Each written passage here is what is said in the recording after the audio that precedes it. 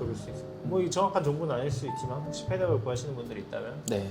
참고하시면 좋을 것 같고요. 반주 한잔해. 이제 임신을 하셨고 애가 생기셨고 네. 거기서 따로 그 초기부터 조금 준비했던 것들이 있어요. 사실 뭐 한국의 어떤 출산에 대해 준비하는 건 잘 모르겠어요. 왜냐면 한국에서 경험이 없으니까. 네. 근데 캐나다는 일단은 임신을 준비할 때부터 저랑 와이프는 이제 서플라이먼트를 먹었고요.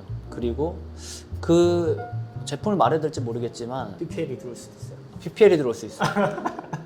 뭐 워낙 큰 유명하고 큰 데라서 뭐 들어올지 모르겠습니다. 근데 마터나라고 임산부나 임신 준비하는 사람에 이제 초점을 맞춰진 이제 서플라이먼트 종합 서플라이먼트가 들어간 제품이 있어요. 그래서 영어 표현을 하나 해보자면 프리네이터 산후 영양제 그리고 추천은 아니고 그냥 네. 사용하셨던 게 마터나. 마터너. 그 캐나다 회사인가요? 그건 모르겠어요. 뭐 네. 한국 회사는 아니다. 그런 거를 먹었고 와이프는 먹었고 저는 그 뭐죠? 저 기억이 잘 안 나는데 남자가 먹어야 되는 엽산. 엽산을 이제 먹었고 그게 임신이 되고 나서는 저는 이제 엽산을 끊고 와이프는 엽산이 포함된 또 서플라이먼트를 먹고 그 다음에 여러 영양제를 미드와이프가 추천해 줍니다. 칼슘제라든지. 그래서 출산 준비하시는 분들은 뭐 남성분은 엽산을 용량에 맞춰서 꼭 드시고 와이프는 뭐 종합 비타민제 이런 걸 먹으면 됩니다. 임신 전에 초점이 맞춰진 그런 영양제들을 드시면 됩니다. 그러면 어쨌든 미드와이프 도움을 받으셨잖아요. 그렇죠. 한국은 주기적으로 병원에 가는 주기가 정해져 있는데 미드와이프가 있으면 그렇진 않아요. 주기적으로 미드와이프가 스케줄링을 해주죠. 그냥 예, 몇 주에 한 번씩 보다가 네. 그리고 그러니까 임신이 되고 나서 미드와이프를 선택해서 들어가면은 이제 미드와이프가 초기 때도 이제 임산부의 몸 상태를 체크하고 뭐 혈압 이런 거 체크하고 아기 심장박동 소리를 들을 수 있는 그런 장비가 있어요. 그걸로 아기 심장이 잘 뛰고 있는지 이거를 체크를 하고요. 그 미드와이프가 해주는 거예요? 네, 미드와이프가 해줘요. 그래서 아기 심장 소리도 들을 수 있고요. 미드와이프가 해주는 어떤 공통적인 뭐가 있는지 모르겠어요, 정확히. 그럼 그 사람마다 한 명 다를 수 있다. 그것도 잘 뭐 다를 수 있다. 이거에 대한 어떤 범위가 어디서부터 어디까지 필수가 어디서는 뭐 이 사람만의 서비스인지는 정확히 모르겠어요. 이거 뭐 초음파도 살짝 얘기해 보자면 네. 초음파는 언제 처음 찍으셨어요? 임신 후에 이제 2번을 하게 되는데 이건 정확히 기억이 나진 않아요. 출산 때까지 두 번? 네, 2번 해요. 2번 주기적으로 공식적으로. 하는 거예요? 이게 초음파가 오히려 애한테 안 좋을 수 있어요. 예. 애가 아무래도 음파지 않습니까? 애가 근데 파장을 싸서 이제 그거를 영상으로 투영시키는 거기 때문에 애가 싫을 수도 있다. 그리고 애한테 안 좋은 영향을 미칠 수 있다. 뭐 이런 얘기들이 있어요. 그래서 많이 하는 건 권고하지 않는다. 근데 저희는 한 번을 또 하긴 했어요. 2번 말고 추가로 한 번. 추가로 한 번 더 했어요. 사설 업체에서. 사설에서 하는 거는 그건 뭐 저희 마음이죠. 한국도 2번만 하나? 여러 번 하지 않아요? 그죠? 저는 경험이 없지만 저희 누나가 조카를 낳았는데 되게 여러 번 했던 것 같아서. 그리고 임신하고 나서 또 중요한 게 그 이제 DNA 검사를 하게 됩니다. 공식적으로는 한 번은 하게 돼 있어요. 근데 저는 더 먼저 했습니다. 이 먼저 하게 되는 건 뭐냐면 돈을 더 내고 추가 검사를 하게 되면은 더 먼저 해요. 그거를 선택을 하는 거예요. 근데 가장 빠르게 검사를 했어요. 그건 이제 원래 보통은 피 검사로 그걸 검사를 하는데 제가 알기로는 피 검사랑 양수를 채취를 해서 그렇게 검사를 하는 경우가 있어요. 양수 검사는 혈액 검사 이후에 문제가 생겼을 때 추가적으로 양수를 검사를 하는 걸로 알고 있어요. 저희는 큰 문제가 발견되지 않았어요. 좀 수치가 높았는데 사실 남자들끼리 이런 얘기를 진지하게 하니까 되게 재밌긴 한데 사실 잘 몰라요. 오히려 남자들이 이런 걸 아는 게 당연한 건데 시대가 그렇죠. 뭐 시대가 좀 네. 그럴 수 있는데 한국 사람들이 오히려 더 그럴 수도 있고 약간 네. 되게 멍청한 질문일 수도 있긴 한데 주차는 어떻게 계산하는 거예요? 일단 여기도 주차별로 이제 얘기를 하고 실제 그 초음파를 찍으면은 몇 주차라는 게 써 있고 그러면은 첫 주차를 어떻게 계산하냐 이거는 임신을 확인을 했잖아요. 그 전 월경이 언제였는지를 기준으로 삼습니다. 그때부터 주차를 그쵸. 정하는 거야. 그쵸. 딱 그 우리가 수정이 예상되는 그 날짜가 아니고 그 전에, 그러니까 어떻게 보면 제가 확인을 하고 나서 그 전 월경이 거의 뭐 3주 차이, 4주 차이 날 수도 있겠죠. 결과적으로 울트라 사운드를 하면은 어느 정도 정확한 주차수가 나와요. 왜냐면 그 태아의 길이를 재서 그 태아의 길이가 어느 정도인지를 기준으로 삼아서 몇 주차를 대략적으로 산정을 합니다. 근데 어느 정도 정확도가 꽤 있는 것 같아요. 비슷하게 가요. 처음 사진 받으셨을 때 어땠어요? 그래서 뭐 사실 긴가민가 했죠. 왜냐면 너무 쬐끔했고 그냥 머리에 약간 점 찍힌 약간 그런 형태였기 때문에. 그래서 뭐 처음에 어리둥절했고, 심장 소리를 들었을 때는 너무 신기했어요. 이 조그만 게 초음파로 봤을 때 막 뭔가 반짝반짝하는데 그게 심장이고, 그거를 초음파로 해서 소리를 들었을 때는, 물론 소리를 크게 키웠지만 되게 빠르게 뛰는 걸 보고 어떻게 이렇게 따끔한 생명체가 심장이 이렇게 뛰지? 그런 느낌이었어요. 그래서 뭐 일단 아까 제가 물어보다가 이제 멈추긴 했는데 출산 당일 이런 거 얘기하려고 했는데 네. 그 전에 또 물어볼 거 있나요?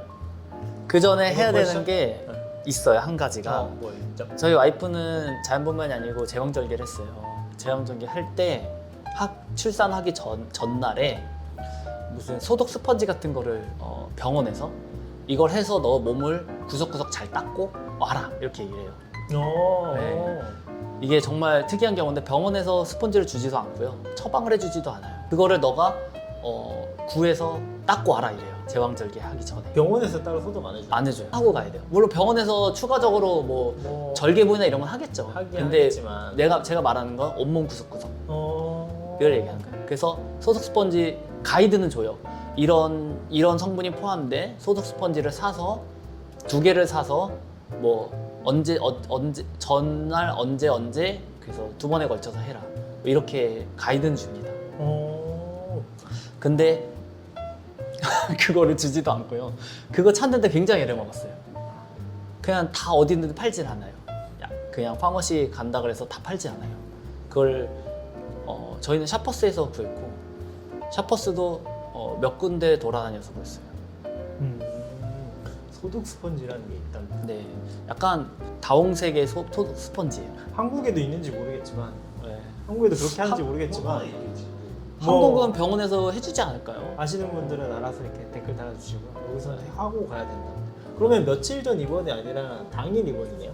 저희 제왕절개니까 수술 날짜가 이미 정해져 있죠. 그럼 그날 그냥 당일날 가서 네, 의사랑 다 먼저 그 사전에 이제 미드와이프를 통해서 의사랑 연결이 되고, 의사가 이제 그러니까 어느 병원의 의사랑 하는 게 정해져요. 근데 그 의사도 그 병원에 상주하는 게 아니고 다른 산부인과 의사인데 수술하러 오는 의사예요. 그렇게 스케줄링이 되면은 이제 날짜가 정해지고, 그때 이제 미드와이프가 같이 가서 그거를 어느 정도 보조해줘요. 보조해주면서 이제 수술하게 돼요. 미드와이프가 네. 물론 제가 완전 잘못 알고 있는 걸 수도 있긴 한데 미드와이프가 약간 자연분만을 도와주는 그런 역할의 사람은 아닌 거죠. 미드와이프가 자연분만을 도와준다. 미드와이프가 자연분만을 하기를 원해요. 그러니까 미드와이프는 자연분만하는 거를 권해요. 저도 들은 건데, 미드와이프가 자기 환자가 자연분만 했을 때 미드와이프한테 뭔가 혜택이 주어지는 걸로 알고 있어요. 그럼 저희 와이프랑 이런 얘기 살짝 했었는데 물어봤었는데 네. 미드와이프는 거의 자연분만 해야 된다던데? 네. 라는 얘기를 하더라고요. 근데 저희는 선택할 수 있었던 게 아이가 여가였어요. 웬만하면은 여기서는 제왕절개 하겠다 이거를, 한국은 그냥 100% 산모의 선택이지만 여기는 그렇진 않아요. 이유가- 선택사항은 아니. 예. 근데 물론 강하게 요구하면 해준다고 들었는데, 그런 경우가 아니라면 웬만하면 자연분만 하는 게 아이한테도 좋고, 이후에 이제 모유 수유할 때도 좋고, 이런 것들의 장점을 얘기를 하면서 설득을 하고 유도를 하죠. 보통 권장을 예, 권장을 하죠. 그러면 당일은 어쩌셨어요? 같이 이제 병원에 갔으면 같이 들어가셨어요? 아니면? 같이 들어갔습니다. 그러니까 당일에 오면은 이런저런 검사랑 그다음에 그 수술 들어가기 전에 4시간 전인가 오라고 했던 것 같아요. 수술 시간. 그때부터 이제 환자복 갈아입고 뭐 하고 준비하고 대기실에 있다가 수술실로 가는데 같이 들어가요. 같이 들어가고 출산하는 과정도 지켜보는데 남편은 머리 쪽에 있고 천으로 가려져 있어요. 그리고 탯줄도 남편이 자르게 해주고 원하면.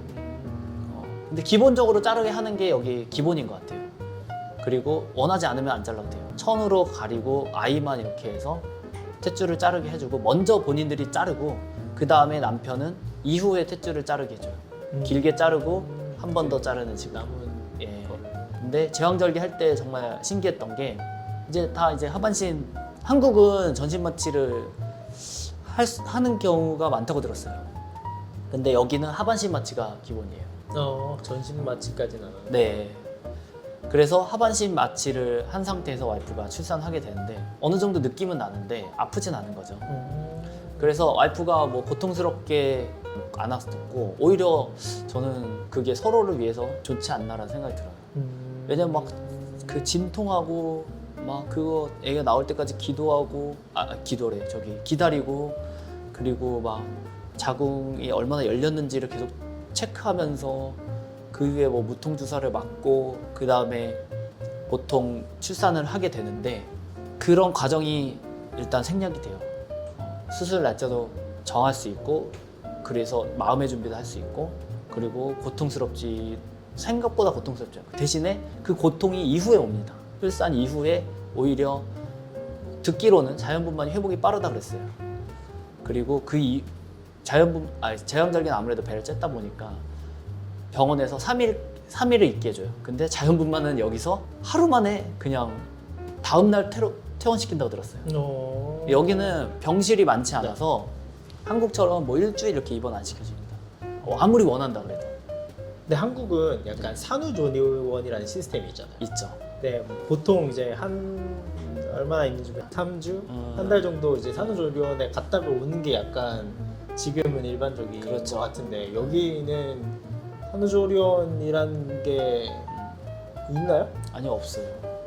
산후조리원이라는 게 없고 이게 아시안들은 회복이 느린 편이고 회복이 잘 안 되는 편이래요. 출산 이후에. 근데 여기 이제 서양 사람들은 그러니까 북미나 이런 유럽 사람들은 출산을 하는데 그렇게 고통도 크지 않고 아시아인 때 비교적 고통도 크지 않고 그래서 회복이 빨라서 그리고 이후에 후유증도 없어서 머리 크기가 작아서 쉽게 나와서 필요가 없다고. 그래서 여기서 뭐 대부분의 사람들이 필요가 없으니 그런 게 발전하지 않았겠죠. 대신 아시아인들은 아기가 그냥 뽕 이렇게 나오는 게 아니고 산모의 밑에 회음부를 절개를 해요. 그렇게 하지 않으면 아기가 나오기가 쉽지 않아요. 그렇게 해서 대부분은 이제 거의 뭐 80~90%는 회음부 절개를 해요. 네, 그럼 여기는 이제 산후조리원이 없잖아요. 그럼 어찌됐든 케어가 필요하다고 하면 네. 여기는 어떻게 케어를 보통 그냥 병원에도 오래 보내고 산후조리원도 없으면 한국에도 있는 거긴 한데 산후도우미라는 게 있어요. 그걸 여기서는 둘라라 그래요. 미드와이프랑은 또 다른 거죠. 이제 그거는 이제 출산 이후에는 미드와이프의 어떤 관리 체계를 어느 정도 벗어나요. 특별한 문제가 되요. 물론 주기적으로 체크하러 와요. 한 달 정도까지는 체크하러 와요. 일주일에 한 번 정도 체크하러 온 것 같아요. 둘라라는 거는 이제 그냥 어떻게 보면 사설 서비스예요. 그냥 산후 이후에 어떤 도움을 주는 어떤 가사 도우미 정도 그리고 약간의 임산부와 아이와 출산에 관련된 지식이 있는 사람을 어느 정도 이제 소비자가 선별을 해서 찾아야 됩니다. 그것도 지원이 되나요? 아니면 그건 아니죠. 따로? 그건 전혀 지원이 안 돼요. 사설 서비스이기 때문에. 그럼 산후에 대한 뭔가 지원이 되는 서비스 같은 거는 산후 지원이 되는 서비스, 병원비, 아니 병원비랑 산후조리원도 사실 돈 내고 가는 거니까. 아기가 태어나자마자 아기한테 이제 뭐 이런저런 주사를 맞춰요. 그리고 아기 뭐 피도 검사하고 뭐 그런 검사 정도 해주는 것 같아요. 비타민 K 주사를 맞춰요. 여기는 필수적으로 맞히더라고요. 그냥 애 태어나자마자. 그리고 태어난 아이의 피를 많이 뽑아요. 검사하려고. 뒤꿈치를 찔러가지고 몇 번이나 찔러요. 근데 애가 그러더라고요. 애는 고통을 못 느낀다 그러더라고요. 그래서 막 몇 통 뽑아 네 통인가 뭐 세 통인가 네 통인가 뽑았어요. 그럼 태어날 때는 어때요? 차 필요해요 혹시?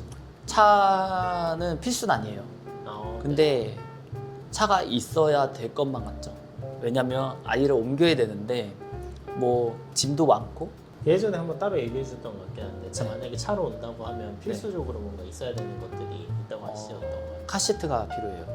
카시트를 확인하기 전까지는 퇴원을 안 시켜줘요. 병원에서 퇴원을 예. 시켜줘요. 차에서 카시트 갖고 와 이래요. 그리고 여기는 카시트에 유효기간이 있어요. 그 유효기간이 넘어간 카시트로는 안 돼요. 그 유효기간 내에 있는 카시트 유효기간 어떻게 챙겨요? 써 있어요. 제조사가 제조할 때 거기다 써놔요. 딱 이때까지 이 익스파이어 데이트를 써놔요. 네. 근데 보통 이제 병원에서 빨리 퇴원시키잖아요. 네. 밥 같은 건 안 주? 혹시 주나요? 아, 밥 줘요. 병원에서 밥은 줘요? 예. 밥 다 주는데 뭐 한국은 뭐 미역국 뭐 이런 거를 주고 주로 죽 주고 이러잖아요.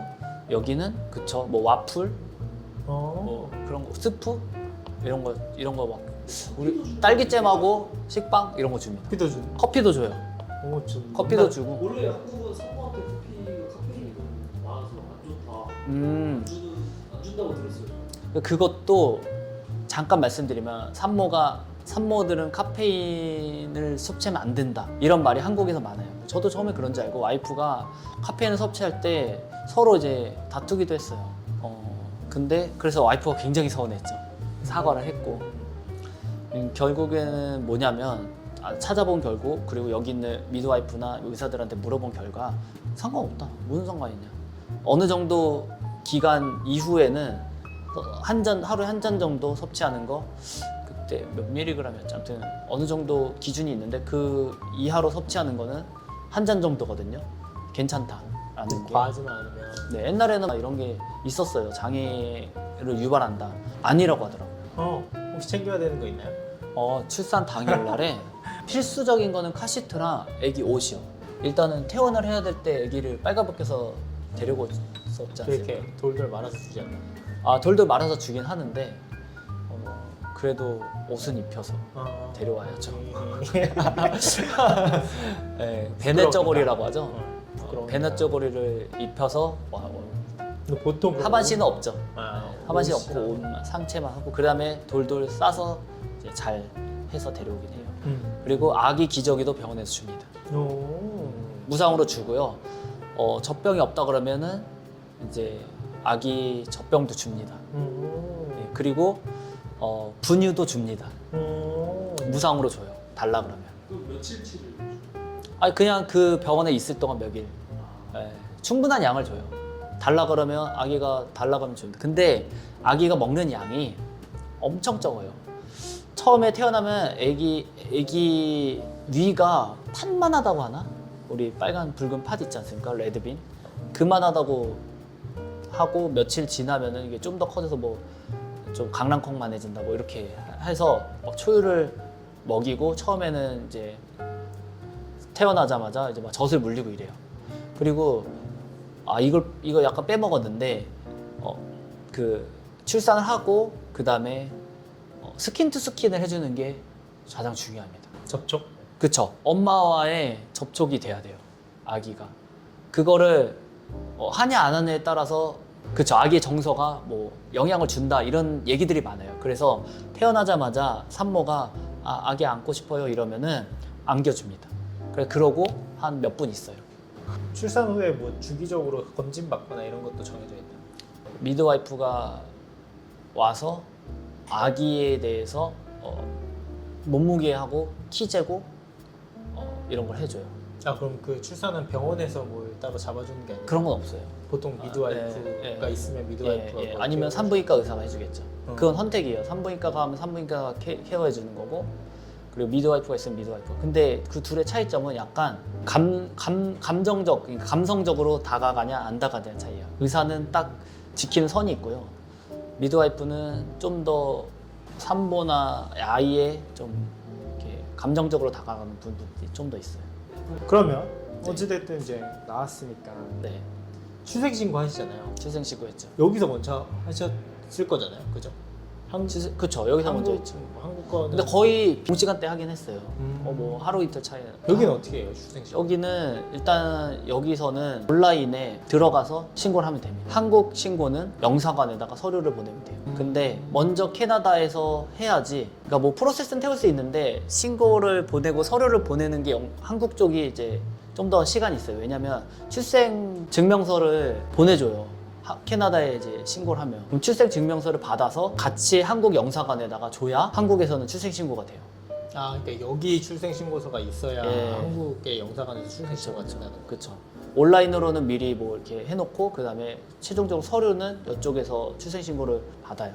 근데 그 서류가 출생 신고서가 그냥 뭐 이게 A4용지에 프린트되는 그 종이가 아니고 정말 특별하게 만들어진 종이에다 줘요. 그러니까 약간- 지폐 우리 캐나다 달러 지폐 5불짜리 팔았지 않습니까? 약간 그런 재질의 되게 퀄리티가 좋게 출생 신고서를 줘요. 2장 줘요. 그 원본을 제출하나요? 원본은 제출해야 돼요. 2개 중에 하나를. 네, 한국 영사관에 줘야 돼요. 예. 네, 그래서 그거를 메일로 해서 붙이고 그 다음에 이제 2주 이후에 이제 처리가 되는 거죠. 시민권 두 개 다 갖게 되는 거예요. 그게 처리가 그쵸. 현재는 아기는 그렇게 이중국적이 되죠. 캐나다 시민권에 한국 시민권. 네. 나 그럼 여권도 이제 신청을 하게 되면 되죠. 그 이후에 실생신고가 끝난 이후에 여권. 여권 얘기를 해보자면 지금 한국 갔었잖아요. 네. 보통 간단하게들 한국 비행기 어떻게 타요? 아 보통 권고되는 게 90일에서 100일 정도 되면은 비행기 태워줘요. 그 전에 보내면 아이가 좀 스트레스 받을 수 있다고 해서. 그럼 따로 애기가 네. 여권 애기 여권이 있어야 되죠. 이군요. 예, 한국 여권이 있어야 되죠. 그거는 이거 사진을 이렇게 찍고 제출해가지고 여권이 맞아요. 그 사진 찍으러 갔어요. 여권 사진. 어, 떠야 되나요? 이거? 귀도 보여야 되고. 아, 아니, 안 보였어. 뭐 그게 규제가 까다롭진 않아요. 캐나다는 귀 안 보여도 돼요. 그리고 한국도 바뀐 걸로 알고 있어요. 귀 안 보여도 되는 걸로. 네. 아무튼 아기가 이렇게 정면으로 찍혀 있으면 돼요. 근데 애를 몸도 못 가누는 아이를 정면으로 찍기가 힘들죠. 그래서 제가 이렇게 안고 이렇게 기대가지고 이렇게 찍게 됩니다. 애가 울면 안 돼요 또. 그리고 앞을 또 응시를 해야 되니까 쉽진 않았어요. 아, 어찌됐든 그 규격대로 찍어야 되는 찍었어요. 아이 덕분에 혜택을 받을 수 있는 게 혹시 있어요. 지자체에서 아이가 태어나면 뭐 주는 지원금이 있어요. 그래서 지자체에서 주는 게 있고 정부 차원에 주는 게 있고 그래서 그런 것들을 받아볼 수 있습니다. 그리고 다달이 나오는 또 지원금이 또 있어요. 그래서 한국 체류할 때까지는 줘요.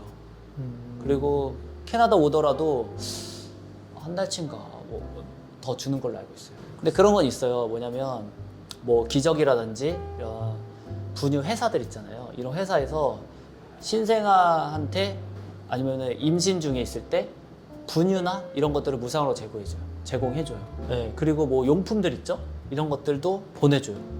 그거를 어떻게 하냐면 내가 이제 임신을 했다는 그런 것들을 이제 정보를 분유회사 이런 기저귀 회사에 보내면은 기저귀 회사에서 쿠폰을 줄 때도 있고요. 가서 받아라, 수령해라 이렇게 하는 게 있어요. 베이비저러스 같은 데는 가서 수령을 했어요. 그리고 뭐 런던 드럭이었던 것 같은데 런던 드럭에서도 그런 용품들을 줬던 걸로 기억하고. 그런 게 있답니다. 잘 알아보시면 또 좋은 네. 게 있을 것 같아요. 그리고 하기스는 보내줘요. 기저귀를 우편으로. 잘 알아봐야겠네요. 근데 충분하게 나름 충분하게는 주는 것 같아요. 그러니까 뭐 분유 같은 것도 쿠폰을 주는데 생각보다 많이 줘요. 액상분유예요. 생각보다 많이 줘서 아직도 집에 있어요. 물론 100일까지 그렇게 저희는 모의수를 했기 때문에 그렇게 분유를 많이 먹인 건 아니어서. 그래서 뭐 준비하시는 분들 있으면 혜택 한번 잘 알아보시고 사실 막 남자들끼리 이렇게 모여서 이런 얘기를 하는 게 조금 불편하신 분들이 있을 수도 있지만 뭐 우리 유부남이니까 불편해하지 마시고 또 이상한 얘기 한 거면 알아서 잘 알아보셔서 좋은 정보 있으면 알려주시고 너무 불친절한 거 아니에요? 틀린 정보 있으면 네. 질책해 주시고 예. 그렇습니다. 댓글 달아주세요. 아, 네. 예. 뭐 댓글을 볼지 모르겠지만 그렇고요. 그래서 저희가 네. 슬슬 이제 마무리를 하면 좋을 것 같아요. 알지 이제 아이고 고생하셨는데 저희가 네. 막장 한번 하고 어떻게 막장하고 원래 마무리 멘트 해야 되니까 어떻게 네. 한국에 있는 자녀분에게 영상 편지라도 쓰시겠어요? 아 그런 건 하지 않겠습니다. 아, 예. 그런 건 하지 않도록 네. 하겠습니다. 무리한 요구를 해서 죄송합니다. 아이 고생하셨습니다. 네. 자.